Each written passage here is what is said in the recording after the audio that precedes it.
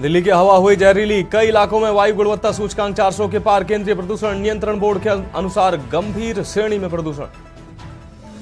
115वीं बार PM ने मन की बात की, बोले आत्मनिर्भरता हमारी नीति ही नहीं हमारा जुनून भी। सरदार पटेल और भगवान बिरसा मुंडा को भी किया याद। तवांग में सैनिकों संग दिवाली मनाएंगे रक्षा मंत्री। सेना ने किया सुरक्षा के पुख्ता इंतजाम। अरुणाचल के तवांग में आईटीबीपी जवानों के साथ होंगे राजनाथ सिंह। महाराष्ट्र में सीट बंटवारे पर अखिलेश यादव की एमवीए को चेतावनी। राजनीति में त्याग की कोई जगह नहीं, मनचाही सीटें नहीं मिलने से अखिलेश नाराज। ज्ञानवापी विवाद पर रामभद्राचार्य की प्रतिक्रिया। जगतगुरु रामभद्राचार्य का बयान, हम हाई कोर्ट फिर सुप्रीम कोर्ट जाएंगे, फैसला हमारे पक्ष में होगा। यूपी के बुलंदशहर में भारतीय किसान यूनियन महाशक्ति कार्यकर्ताओं का धरना। कलेक्ट्रेट गेट पर अपनी मांगों को लेकर अर्धनग्न प्रदर्शन। सिटी मजिस्ट्रेट ने कार्यकर्ताओं को समझाया। आप देख रहे हैं के न्यूज, खबरों का सारथी। नमस्कार, देश की बात में आपका स्वागत है। मैं हूं मनोज मानस। अहम रिपोर्ट से बुलेटिन की शुरुआत करते हैं। दिल्ली में जल्द ही कबूतरों को दाना डालने पर प्रतिबंध लग सकता है। दरअसल कबूतरों की बढ़ती संख्या से उत्पन्न होने वाले स्वास्थ्य समस्याओं के मद्देनजर दिल्ली नगर निगम उन स्थानों पर रोक लगाने की योजना बना रही है जहां कबूतरों को दाना डाला जाता है। अगर यह प्रस्ताव मंजूर होता है तो फुटपाथ, गोल चक्कर और सड़कों के किनारे कबूतरों को दाना डालने पर रोक लग सकती है।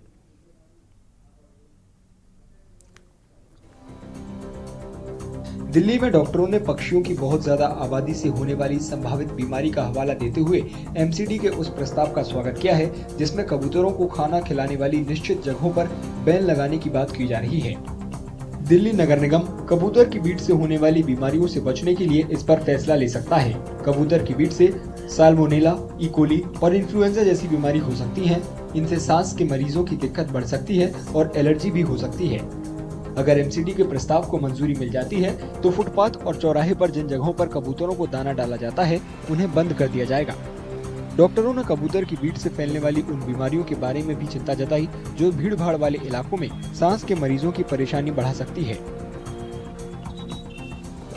Yeah, I think it's the right step, and if you look at many countries, this pigeon feeding is banned. First of all, we need to understand why this pigeon is creating problem. They must be creating problem. That's why we are planning to ban, right?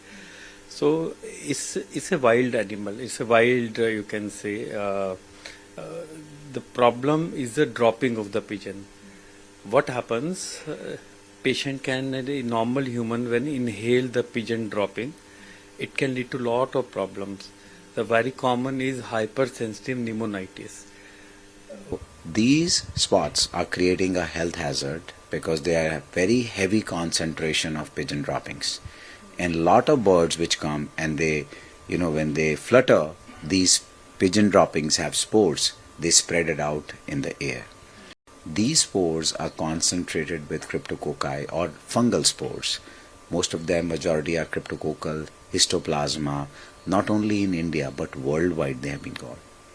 These spores also contain bacteria and viruses. The most significant ones are the salmonella, which commonly causes diarrhea or typhoid. स्वास्थ्य समस्याओं के अलावा कबूतर की beat acidic होती है। इस वजह से ऐतिहासिक इमारतों और सरकारी इमारतों को काफी नुकसान होता है। कबूतर की बीट से गंदी हुई इमारतों को साफ कराने में एमसीडी को हर साल लाखों रुपए खर्च करने पड़ते हैं। करोल बाग, कनॉट प्लेस और इंडिया गेट जैसी जगहों पर अक्सर लोगों को दाना डालते हुए देखा जा सकता है। इस वजह से कबूतरों का दाना बेचने की कई दुकानें भी खुल जाती हैं। अगर कबूतरों को सार्वजनिक स्थान पर दाना डालने पर रोक लगती है तो इन दुकानदारों की कमाई भी प्रभावित होगी। दबाव तो बहुत कुछ पड़ेगा। इससे भी 50 बंदे जुड़े हुए इसकी जो दाना बेचते हैं, ठीक है जी। अब ये मंदिर में काम होता है, जो हमारी कृषि दुकान लगती है, और जो बेचारे ये पक्षी है ये तो भूखे मर जाएंगे। इनका कौन देखभाल करेगा भाई? इसकी देखभाल तो हम करते हैं हर चीज़ की। इनके लिए हॉस्पिटल भी खुले हुए हैं, इनके लिए हम हॉस्पिटल में भी बुलाते हैं, सब कुछ खुला हुआ इनके लिए। ठीक है सर, आपकी जीवन शैली पे कैसे इफेक्ट पड़ेगा? मतलब आप कितना कमा लेते हैं, क्या नुकसान होगा आपका? नुकसान तो हमारा बहुत कुछ होगा जी। इससे कम 500-600-700 रुपये का रोज का बिकता है, ठीक है जी। अब ये नुकसान नहीं होगा तो बताओ क्या करेगा आदमी? कबूतरों को दाना डालने वालों ने एमसीडी के प्रस्ताव पर सहमति जताते हुए साफ सफाई की जरूरत पर जोर दिया। काफ़ी टाइम से आ रहा हूँ दाना डालता हूँ, ठीक है, गाय को रोटी भी डालता हूँ। तो ये कबूतरों को दाना आप क्यों डालते हैं, क्या रीज़न है इसका? जैसे हमारा पेट है वैसे इनका भी पेट है, जो जानवर है, पशु है, उनको भी कुछ ना कुछ खाने को चाहिए ना शाम को। तो सर एमसीडी का ये कहना है कि इससे बीमारियां फैल सकती हैं, इसलिए ऐसी जगहों को ख़त्म करने वाले हैं, वो आपको क्या लगता है? नहीं, ख़त्म तो करने वाले ठीक है, एमसीडी सही कह रही है, ख़त्म कर दें, वहाँ इसकी सफाई रखें, एमसीडी की लेबर लगाएं, इनको सफाई रखें, इनको भी चाहिए ना खाने पीने को, इनको भी चाहिए। एमसीडी के मुताबिक ये प्रस्ताव अभी शुरुआती फेज में है। मौजूदा फीडिंग स्थानों का सर्वेक्षण करना और इस प्रथा को रोकने के लिए एडवाइजरी जारी करनी होगी, क्योंकि कबूतरों को दाना डालने की तस्वीरें दिल्ली में दिखना बहुत आम बात है।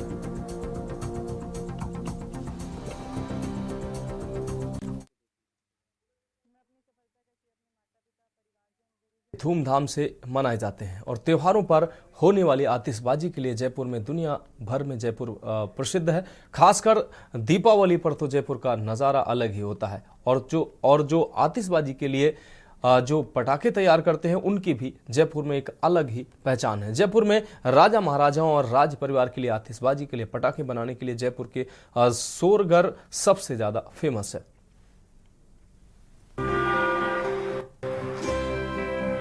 राजस्थान में जयपुर की दिवाली में सांस्कृतिक विरासत और शिल्प कौशल का अद्भुत मेल होता है। यहाँ मुस्लिम परिवार 300 साल से ज्यादा समय से पटाखे बना रहे हैं।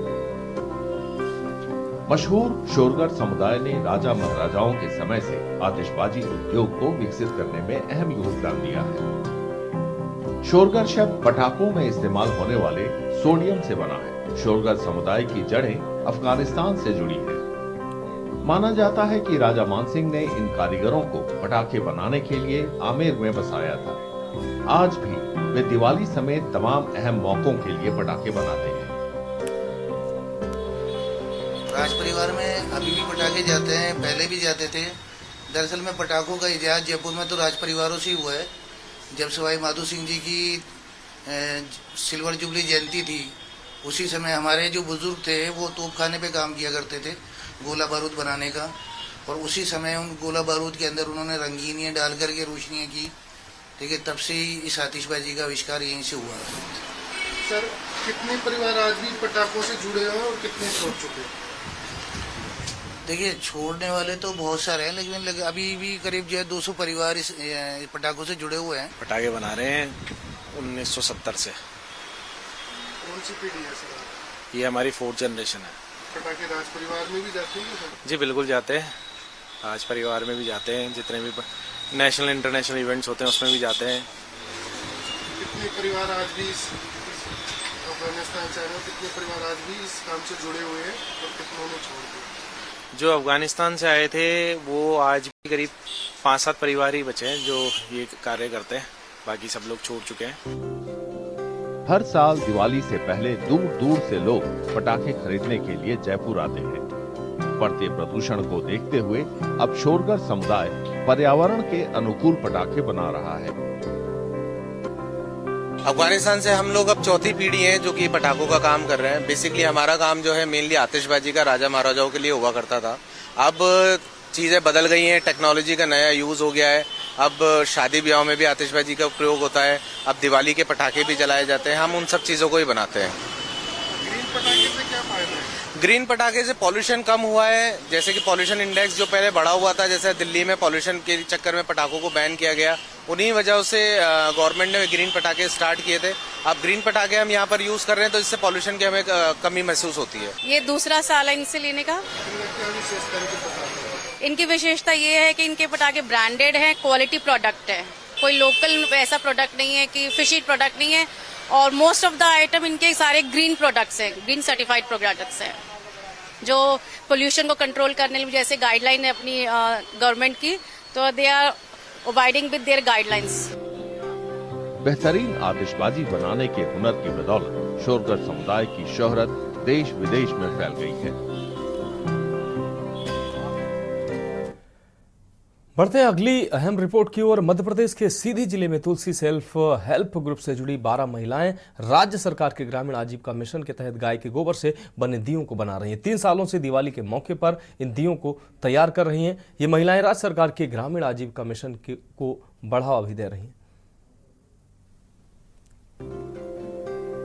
मध्य प्रदेश के सीधी जिले में तुलसी सेल्फ हेल्प ग्रुप से जुड़ी 12 महिलाएं राज्य सरकार के ग्रामीण आजीविका मिशन के तहत गाय के गोबर से बने दीयों को बना रही हैं। महिलाओं का कहना है कि 3 सालों से दिवाली के मौके पर इन दीयों को तैयार करती हैं, फिर उन्हें जगह जगह जाकर बेचती हैं। 12 महिलाएं मिलकर ये दीपक का बनाते हैं और जैसे समय में आता है उसको बिक्री करवा देते हैं। सभी महिलाएं मिलकर के लगभग एक दीपक 25 पैसे में पड़ती है, पैकेट में 25 रुपए। गांव के लोग हो गए सर, गांव में दे दिए और बाजार में भी ले गए, बाजार के लोग भी लेते हैं। जैसे गोबर गौ का बना हुआ है तो यह शुद्ध माना जाता है अपने लिए। हम यहाँ ये धनौर में ये जो गौशाला है यहाँ से गोबर इकट्ठा करते हैं हम लोग और गोबर एकत्रित करके हम लोग दिया का निर्माण करते हैं। सभी दीदियों के साथ मिलकर कई सारी दीदियां हो जाते हैं जो मिलकर बनाते हैं। जो भी इससे बिक्री होता है 25 रुपए दर्जन ये है। जो भी बिक्री होता है तो उसमें हम सभी दीदियों बांट लेते हैं और ये अधिक से अधिक जैसे गांव में भी और ग्रामीण क्षेत्र में और शहरी क्षेत्र में भी ले जाते हैं। जैसे मान लीजिए कहीं बाजार है वहां तक भी इसको ले जाते हैं जिससे बिक्री हो सके। राज्य सरकार के आजीविका मिशन के अधिकारियों के मुताबिक ये पहल महिलाओं को आर्थिक रूप से सशक्त बनाने के लिए है। पिछले साल लगभग हमने 75,000 दिए सोशल मीडिया के माध्यम से हमने बेचा हुआ था, जिससे इनको लगभग 80 से 90,000 रुपए एक महीने में प्राप्त हुई थी आय। और वो जो आय होती है वो हमारे जो बहनें, हमारे गरीब परिवार की, आदिवासी परिवार की बहनें काम करती हैं, ये उनका है। इस पे एडिशनल कोई पूंजी नहीं लगती है, सिर्फ 2 से 2.5 हजार की इनकी मशीन है। गौशाला यही समूह संचालित कर रहा है। इसके साथ साथ ये इनकी एडिशनल आय के रूप में हो जाती है। तो एक परिवार को कम से कम महीने में 10,000 रुपए की इस सीजन में आय प्राप्त होती है। महिलाओं का कहना है कि इस योजना के जरिए उन्हें कमाई तो होती ही है, इसके साथ ही इको फ्रेंडली तरीके से दिवाली मनाने की मुहिम में सार्थक योगदान देने से भी उन्हें काफी संतुष्टि मिलती है।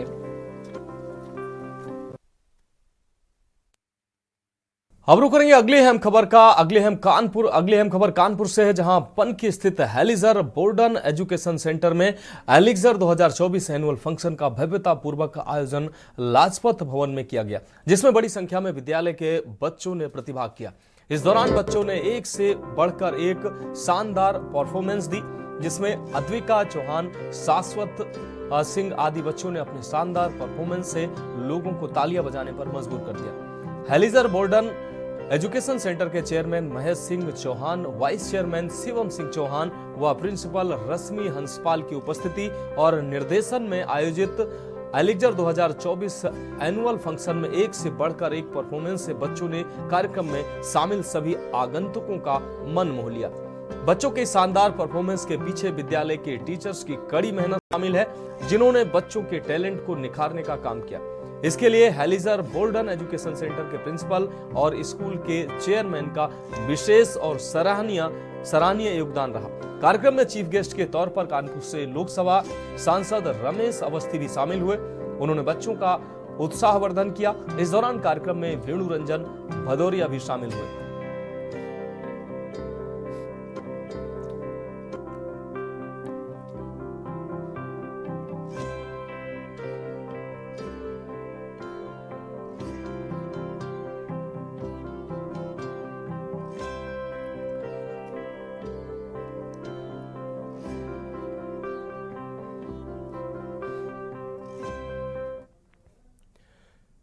अब रुक करेंगे अगली अहम खबर का। फर्रुखाबाद जनपद के कायमगंज स्थित सीपी विद्या निकेतन स्कूल में आज अंतर सदनीय तैराकी प्रतियोगिता का आयोजन किया गया। प्रतियोगिता का शुभारंभ मुख्य अतिथि 12 यूपी बटालियन एनसीसी के कमान अधिकारी कर्नल अमरजीत सिंह मलिक, विशिष्ट अतिथि CP milk food production products ज्ञान दूध डेयरी लखनऊ व सीपी एजुकेशन ग्रुप के चेयरमैन सत्यप्रकाश अग्रवाल व डायरेक्टर डॉक्टर मिथिलेश अग्रवाल द्वारा संयुक्त रूप से दीप प्रज्वलित कर किया गया। विभिन्न इवेंट्स में संपन्न हुई तरह की प्रतियोगिता में 8 अंक प्राप्त कर पीस सदन प्रथम, 6 अंक प्राप्त कर होम सदन द्वितीय, 4 अंक प्राप्त कर चैरिटी सदन तृतीय तथा 2 अंक प्राप्त कर जॉय सदन चतुर्थ स्थान पर रहे। प्रतियोगिता संपन्न होने के उपरांत मुख्य अतिथि कमान अधिकारी कर्नल अमरजीत सिंह मलिक, विशिष्ट अतिथि प्रमुख उद्योगपति व समाज सेवी सत्यप्रकाश अग्रवाल, डायरेक्टर डॉक्टर मिथिलेश अग्रवाल, प्रधानाचार्य रविंद्र कुमार वाजपेयी व उप प्रधानाचार्य दीपक कुमार जैना द्वारा प्रतियोगिता के विजेता प्रतिभागियों का संयुक्त रूप से मेडल भेंट करवा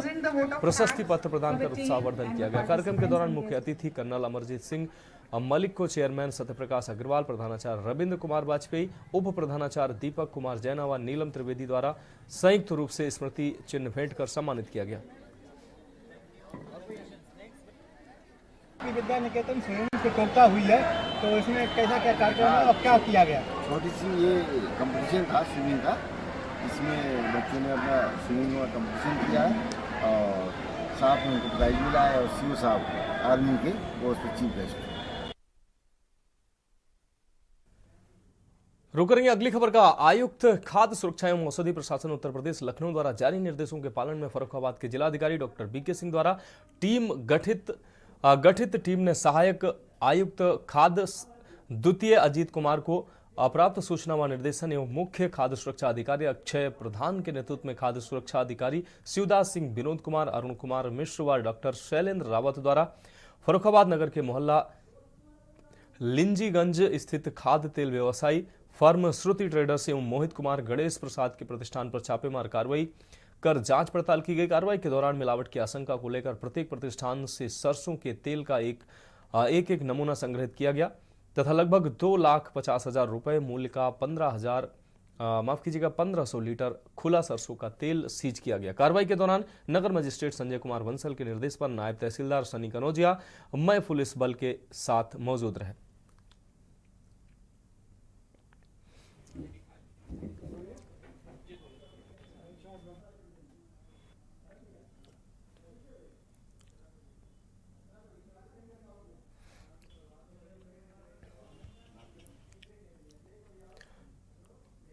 तो फिलहाल देश की बात में वक्त एक ब्रेक का है, जल्द हाजिर होंगे।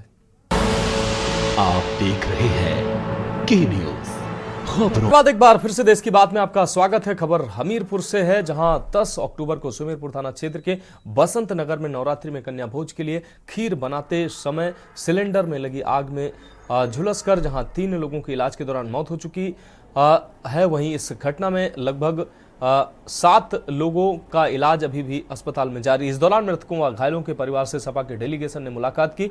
साथ ही सपा के प्रतिनिधि मंडल ने मृतकों के परिवार को 1 लाख व घायलों को 20-20 हजार रुपए नगद सहायता राशि भी प्रदान की गई। सपा के प्रतिनिधि मंडल में पूर्व मंत्री बादशाह सिंह, पूर्व जिला पंचायत अध्यक्ष पुष्पेंद्र यादव, सपा जिला अध्यक्ष व जनपद के नेता मौजूद रहे।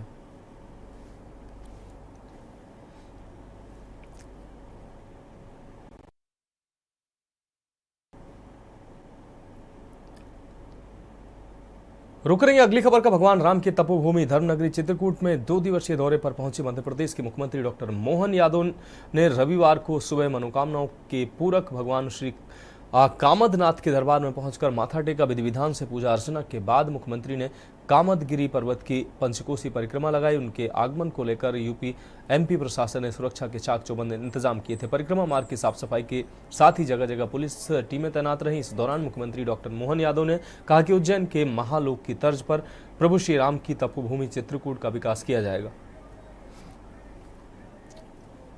श्री राम का अयोध्या में गर्भगृह के प्रवेश के साथ लगभग सनातन धर्मियों का 550 साल का संघर्ष समाप्त हुआ। अयोध्या में भगवान श्री राम सुप्रीम कोर्ट के निर्णय के बाद यशस्वी प्रधानमंत्री की मौजूदगी में जिस प्रकार से गर्भगृह में प्रवेश हुआ है, ये देश और विदेश के सब मिला के 200 से ज़्यादा देशों में करोड़ों सनातन धर्मावलंबियों के लिए सच्चे अर्थों में दीपावली उसी दिन मनी थी। लेकिन चूंकि दीपावली अब 2 दिन बाद है, मैं अपने मध्य प्रदेश में चित्रकूट धाम पर आज सपरिवार दर्शन करने आया हूँ और मुझे इस बात का आनंद है कि भगवान श्री राम ने कठिन काल में, वनवास काल में सर्वाधिक समय अगर कहीं गुजारा है। इस बीच फतेहपुर से अहम खबर सामने आ रही है, जहां तेज रफ्तार बाइक बनी आग का गोला। हाईवे पर धू कर जली है बाइक, ओवर स्पीड बनी है हादसे की वजह। बाइक सवारों को मजदूरों ने बचाया है। नोएडा से वाराणसी जा रहे थे बाइक सवार मजदूर। खागा कोतवाली क्षेत्र के नेशनल हाईवे 2 पर यह हादसा हुआ है। कटोघन चौराहे पर पेट्रोल पंप के सामने की यह घटना है। तो बाइक सवारों को मजदूरों ने बचाया है। ओवर स्पीड बनी है हादसे की वजह। तो फतेहपुर से अहम खबर, तेज रफ्तार बाइक बनी है आग का गोला।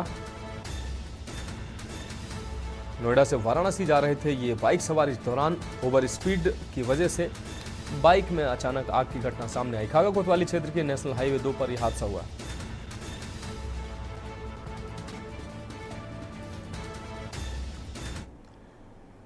अब रुक करेंगे अगली अहम रिपोर्ट का। दिवाली से पहले उत्तर प्रदेश के रायबरेली में जेल के बाहर आउटलेट खोला गया है। इसमें कैदियों के तैयार किए गए सामान को बेचा जा रहा है। ये पहल एक जिला एक उत्पाद योजना का हिस्सा है। योजना का मकसद लोकल सामानों को बढ़ावा देना है। रायबरेली जिला, आपको बता दें, रायबरेली जेल के कैदियों ने बनाए मिट्टी और गाय के गोबर से सजावटी सामान। दिवाली की खास पेशकश ये आप देखिए। दिवाली से पहले उत्तर प्रदेश के रायबरेली में जेल के बाहर आउटलेट खोला गया है। इसमें कैदियों के तैयार किए गए सामान बेचे जा रहे हैं। ये पहल एक जिला एक उत्पाद योजना का हिस्सा है। योजना का मकसद लोकल सामानों को बढ़ावा देना है। आउटलेट के मुख्य आकर्षण हैं हाथ से बने पर्यावरण के अनुकूल खूबसूरत लैंप। कैदियों ने इन्हें मिट्टी और गाय के गोबर से बनाया है। तो माटी कला के माध्यम से हम लोगों का जो मेन मोटिव है कि उनके अंदर कुछ स्किल डाला जाए, स्किल डेवलप कराया जाए उनका, कि जब वो यहाँ से छूटें तो बाहर जाके वो एक ह्यूमन कैपिटल के तौर पे काम करें। आपने बताया कि ये बहुत सस्ते हैं जी, तो ये मिलेंगे कहाँ, कैसे? जेल में तो सब लोग आ नहीं सकते हैं। देखिए, बेसिकली हमारे यहाँ क्या है कि बंदी कल्याण एवं पुनर्वास सहकारी समिति के माध्यम से जेल के बाहर एक आउटलेट खोला गया है और बंदी जो भी यहाँ पे प्रोडक्ट बनाते हैं वो सारे के सारे प्रोडक्ट जो हैं फिनिश्ड होके बढ़िया पैकेजिंग में उस आउटलेट पे अवेलेबल होते हैं। इन सामानों को ई कॉमर्स प्लेटफॉर्म पर बढ़ावा देने और उनकी पहुंच बढ़ाने की कोशिश की जा रही है। देखिए, ये बेसिकली हम लोगों का लेवल 2 है कि हम लोग कोशिश करेंगे कि जल्दी ही इसको और सिस्टमेटाइज किया जाए और ई कॉमर्स पे अपन स्विच करें। जो भी अपने अमेजॉन, फ्लिपकार्ट, मीशो, ये सारी चीज़ें हैं और इसके लिए हम लोगों को कारागार मुख्यालय से परमिशन लेना होगा। तो ये जब परमिशन मिल जाता है और सारी उसकी जो टेक्निकलिटीज हैं जब वो सब कंप्लीट हो जाती हैं तो फिर कोशिश किया जाएगा कि इसको मार्केट पे, मतलब ई कॉमर्स साइट्स पे अवेलेबल कराया जाए डिफरेंट स्टेट्स के डिफरेंट डिस्ट्रिक्ट्स के लोगों के लिए। जेल प्रशासन ने कहा कि ये पहल न सिर्फ कैदियों को आर्थिक मदद देती है बल्कि उनका कौशल विकास कर नया जीवन जीने का रास्ता भी दिखाती है।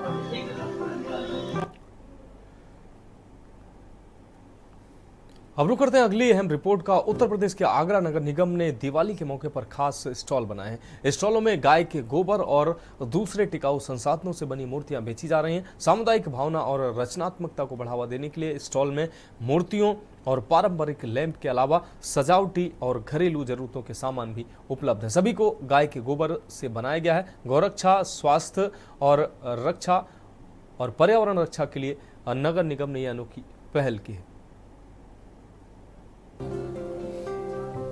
उत्तर प्रदेश के आगरा नगर निगम ने दिवाली के मौके पर खास स्टॉल बनाए हैं। स्टॉलों में गाय के गोबर और दूसरे टिकाऊ संसाधनों से बनी मूर्तियां बेची जा रही हैं। इस प्रोजेक्ट से न सिर्फ कचरा प्रबंधन में बल्कि लोकल कारीगरों को भी मदद मिल रही है। इससे सामुदायिक भावना और रचनात्मकता को बढ़ावा मिल रहा है। स्टॉल में मूर्तियों और पारंपरिक लैंप के अलावा सजावटी और घरेलू जरूरतों के सामान भी उपलब्ध है। सभी को गाय के गोबर से बनाया गया है।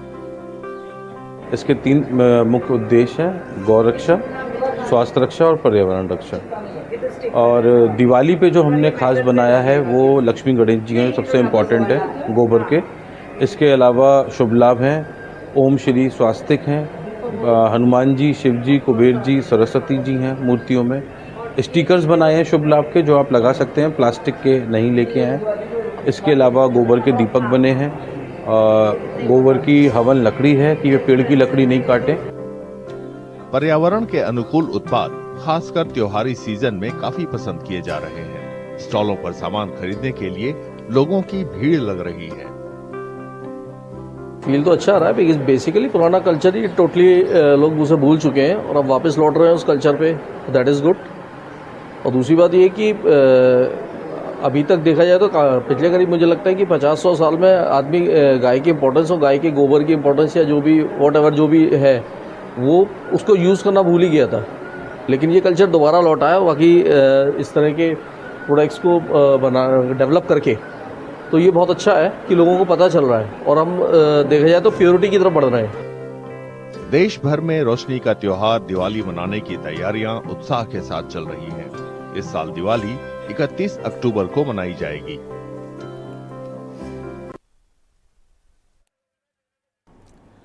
रुक करेंगे अगली खबर का। डीएम आवास कंपाउंड ऐसी सुरक्षित स्थान पर कोई भी हत्या कर 100 को दफना सकता है। ये बात जिसने भी सुनी उसके पैरों तले जमीन खिसकती महसूस किए बिना कोई ये रह नहीं सका। हालांकि 4 माह तक पुलिस को छकाए रहे जिम ट्रेनर ने यही किया, लेकिन अपराध का पाप एक ना एक दिन सामने आ जाता है। जिम ट्रेनर के साथ ही यही हुआ और मृतका का कंकाल बरामद कर पुलिस ने उसे जेल भेज दिया है।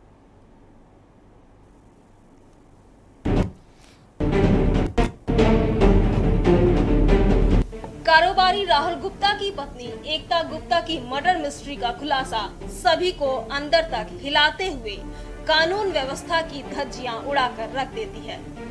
जिम ट्रेनर ने कारोबारी की पत्नी की हत्या कर लाश डीएम आवास कंपाउंड की दीवार के बगल में गाड़ दिया। हाई सिक्योरिटी जोन में जिम ट्रेनर ने इसे कैसे अंजाम दिया होगा, कल्पना से परे साबित हो रहा है। आरोपी के मुताबिक उसने शव को डीएम आवास कंपाउंड में दफनाया था। पुलिस शव बरामदगी वाले स्थान को कंपाउंड का हिस्सा मानने से इनकार कर रही है। शातिर दिमाग हत्या अभियुक्त को तलाशने में पुलिस 4 माह से उसकी तलाश में पुणे और पंजाब सहित यूपी का खाक छानती रही। इधर वह पंजाब सहित अलग अलग शहरों का पर्यटन करते हुए होटल में वेटर सहित अन्य तरह से फरारी का समय बिताता रहा। गिरफ्त में आने के बाद भी पुलिस को भ्रमित करने के लिए वह अलग अलग गढ़ी हुई कहानियां सुनाते हुए शव को गंगा में बहाने का दावा भी करता रहा। संयुक्त पुलिस आयुक्त के मुताबिक आरोपी ने महिला को बात करने को बुलाकर अपनी कार में बैठा और बहस होने पर गर्दन व नाक पर घूंसे चढ़ दी। इससे एकता के नाक से खून बहना शुरू हो गया। उसने गाड़ी में ही रखी रस्सी और महिला की चुनरी से उसकी गला घोंटकर हत्या कर दी। कई घंटे गाड़ी में ही शव लेकर घूमता और मौका पाकर डीएम आवास के कंपाउंड में गड्ढा खोदकर गाड़ दिया। आरोपी ने आगरा में एटीएम से पैसे निकालकर पुणे निकल गया। वापस शहर पहुंचने पर छावनी क्षेत्र में पुलिस के हत्थे चढ़ गया। उसने मृतिका से दोस्ती की बात स्वीकार की और बताया कि जिम ट्रेनिंग के दौरान ग्रीन पार्क में ही एकता से मुलाकात हुई थी। शादी तय होने की बात पर नाराज होने के बाद मनाने के लिए ही उसे बुलाया था।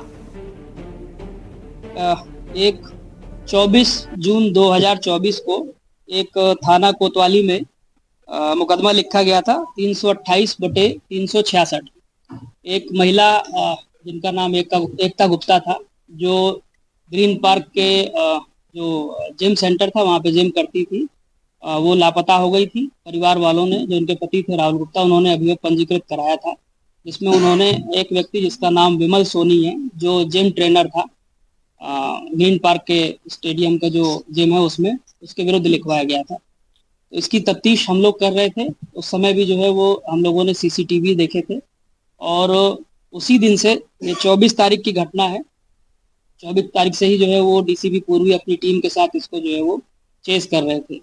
इसमें अभी जब इसकी गिरफ्तारी हुई है कल, तो इसके द्वारा ये बताया गया कि 24 तारीख की सुबह जो है वो जो एकता गुप्ता थी वो जिम आई थी 7 बजे के आसपास। सुबह जो है वो 6 बजे वो जिम आई है और जिम में कुछ देर जिम करने के बाद जो है इनका आपस में मैसेज एक्सचेंज हुआ और ये जिम के बाहर जो है, जहाँ पे गाड़ी खड़ी थी इनकी पार्किंग में, वहाँ आपस में मिले हैं। मिलने के बाद जो है वो इनमें आपस में हॉट टॉक हुई। हॉट टॉक की जो वजह इसके द्वारा बताई गई है, जो एक्यूज्ड है, कि इसकी शादी होने वाली थी, तिलक होने वाला था और कई अन्य महिलाओं से जो है ये बातचीत करता था। उसको लेकर के उन्होंने ऑब्जेक्शन किया कि तुम मेरी अन्य फ्रेंड से भी बात करते हो, और उस तरह की बात थी। इसमें इनकी हॉट टॉक हुई और हॉट टॉक होने पे जो है इसने एक घूंसा जो है वो महिला के गर्दन पे मारा, जिससे उनको चोट लगी और वो अनकॉन्शियस हो गई, ब्लीडिंग होने लगी नाक से। ये डर गया। डरने के बाद इसके पास, चूंकि उस समय वहाँ रस्सी भी मौजूद थी इसकी गाड़ी में और एक जो है वो चुन्नी थी, उससे इनका गला दबाया, जैसा कि इसने बताया है। ये बात अभी पोस्टमार्टम रिपोर्ट से वेरीफाई भी होगी। और उसके बाद जो है वो पीछे की सीट को तोड़ करके उसमें जो है वो डेड बॉडी को रखा और रख करके जो है ये वहाँ से होता हुआ और सरसैया घाट की तरफ से होता हुआ जो ये ऑफिसर्स कॉलोनी है, जो डीएम साहब के आवास के जो है पास में है, उस ऑफिसर्स कॉलोनी में एक क्लब है जहाँ पे ये पूर्व में जिम का काम करता था और वहाँ उसका आना जाना था। उसकी चाबी भी जो है संभवतः कभी कभी इसके पास रहती थी। उसमें जो गेट लगा हुआ है सामने का, उस गेट को खोला और गाड़ी को अंदर लिया और अंदर ले जा करके फिर इसने वहाँ डेड बॉडी को गड्ढा खोद करके गाड़ा। गाड़ने के बाद जो है ये वापस वहाँ से गया।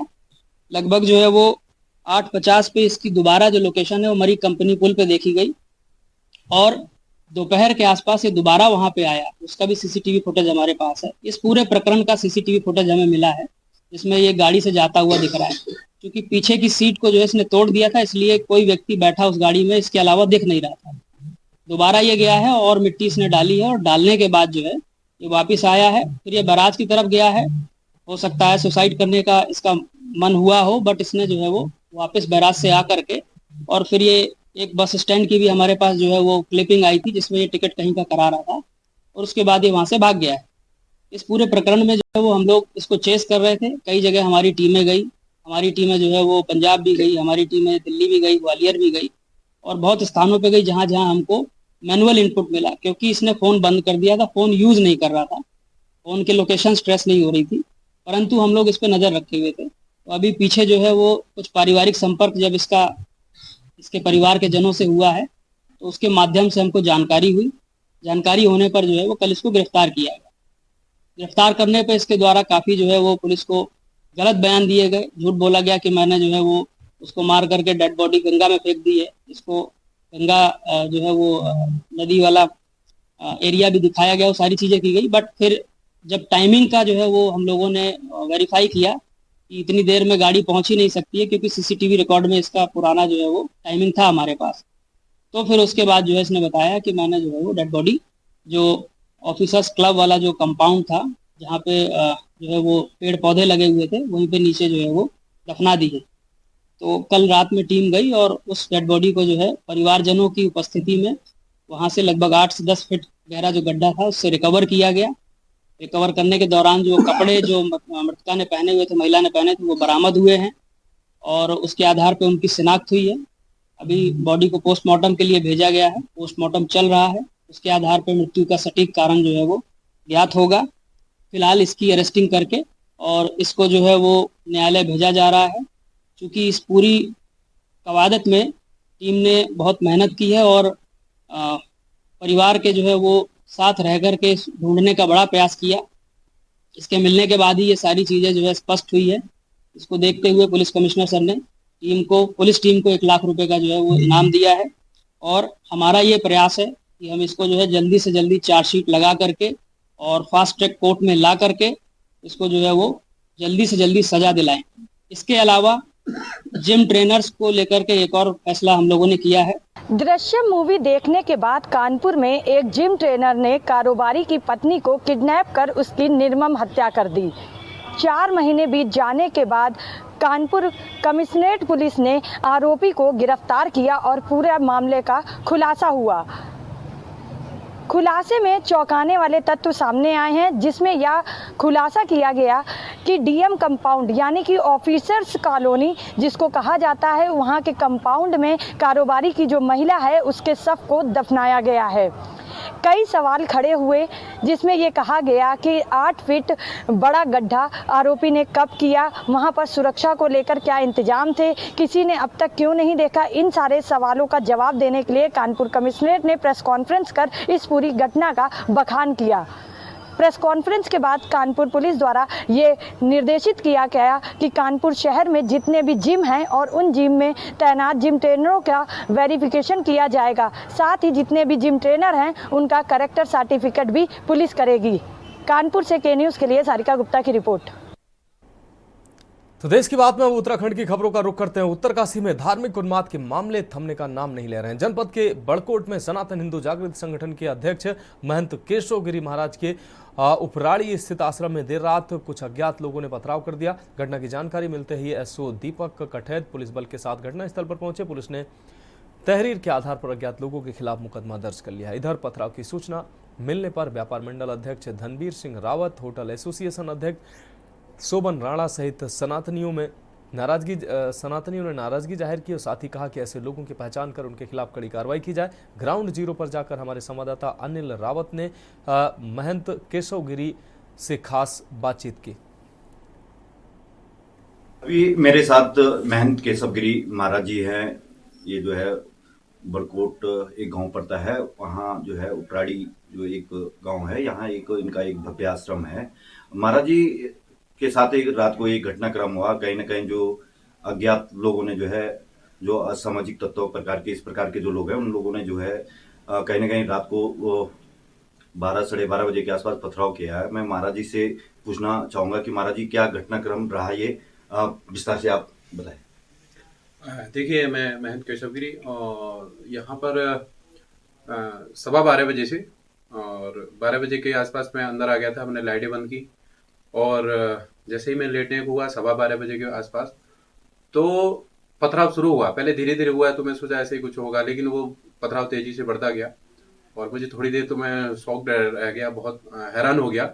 और एक तरह से कहेंगे ये जानलेवा हमला ही है, किसी को ऐसा डराना ना धमकाना। और मैं बाहर होता तो शायद मैं घायल हो गया होता।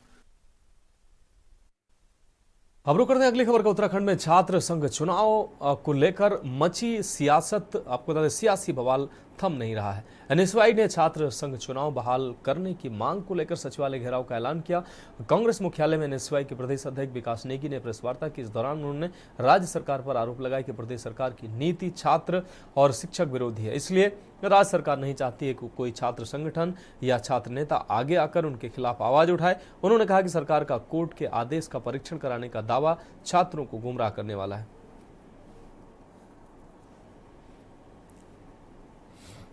देखिए, आज हमने प्रेस के माध्यम से जो विद्यार्थी परिषद और भाजपा द्वारा एक माहौल बनाया जा रहा था और धन सिंह द्वारा भी आज भी स्टेटमेंट दिया गया था कि हम जो कोर्ट के डिसीजन आया उसका परीक्षण करेंगे, उसके बाद कुछ फैसला लेंगे।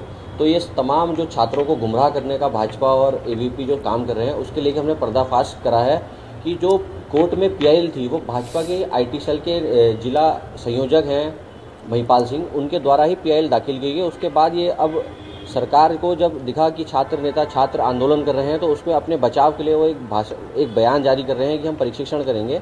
मगर जबकि कोर्ट के द्वारा क्या गया है कि आदेश जो शासनादेश सरकार ने पारित किया है 24 अप्रैल का, उसके बिहाफ में चुनाव नहीं हो सकते हैं, मगर शासनादेश सरकार के हाथ में होता है। सरकार चाहे तो शासनादेश को आगे बढ़ा सकती है। जिस प्रकार उन्होंने यूजी के लिए 31 मई लास्ट डेट दी थी और उन्होंने 24 से 25 अक्टूबर तक प्रवेश लिए हैं। बढ़ेंगे अगली खबर की ओर। रुड़की पहुंचे पूर्व मुख्यमंत्री हरीश रावत ने निजी होटल में कार्यक्रम का आयोजन किया। इस दौरान उन्होंने दीपावली के अवसर पर कार्यकर्ताओं व पत्रकारों के साथ पहाड़ी व देशी व्यंजनों का लुत्फ उठाया। पूर्व मुख्यमंत्री हरीश रावत ने पत्रकारों से वार्ता के दौरान कहा कि केदारनाथ में जनता का प्यार और आशीर्वाद मिल रहा है। उन्होंने कहा कि कांग्रेस भाजपा से पहले अपना प्रत्याशी घोषित कर चुकी है। कांग्रेस ने नामांकन की भी तैयारी कर ली है। वहीं उन्होंने उत्तरकाशी की घटना को लेकर कहा कि पत्थर फेंकने वाले भी भाजपा के हैं और पत्थर बंद करने वाले भी भाजपा के।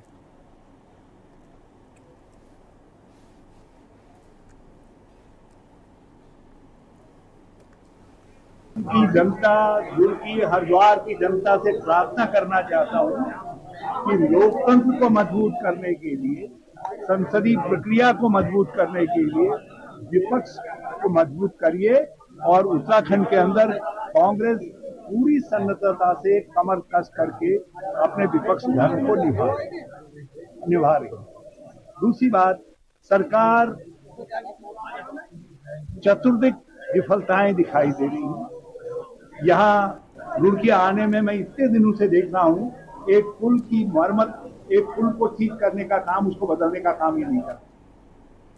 बढ़ेंगे अगली खबर की ओर। मुख्यमंत्री पुष्कर सिंह धामी ने ISBT देहरादून में प्रधानमंत्री नरेंद्र मोदी के मन की बात कार्यक्रम का 115वां संस्करण सुना। मुख्यमंत्री ने कहा कि प्रधानमंत्री के मन की बात के हर एपिसोड प्रेरणादायी होते हैं। प्रधानमंत्री के नेतृत्व में भारत तेजी से आत्मनिर्भरता की ओर बढ़ रहा है। आज भारत सशक्त, समृद्ध और विकसित भारत बन रहा है। वैश्विक स्तर पर भारत को अलग पहचान मिली है। मुख्यमंत्री ने कहा कि प्रधानमंत्री ने मन की बात में डिजिटल सुरक्षा का जिक्र किया। उन्होंने सभी प्रदेशवासियों से आह्वान किया कि डिजिटल सुरक्षा के प्रति जागरूक रहें, अज्ञात फोन कॉल पर जल्दबाजी में कोई कदम न उठाएं, किसी को अपनी व्यक्तिगत जानकारी न दें। उन्होंने कहा कि फेक फोन कॉल आने पर साइबर हेल्पलाइन और पुलिस को सूचित करें, सबूत सुरक्षित रखें, अन्य लोगों को भी डिजिटल सुरक्षा के प्रति सचेत करें।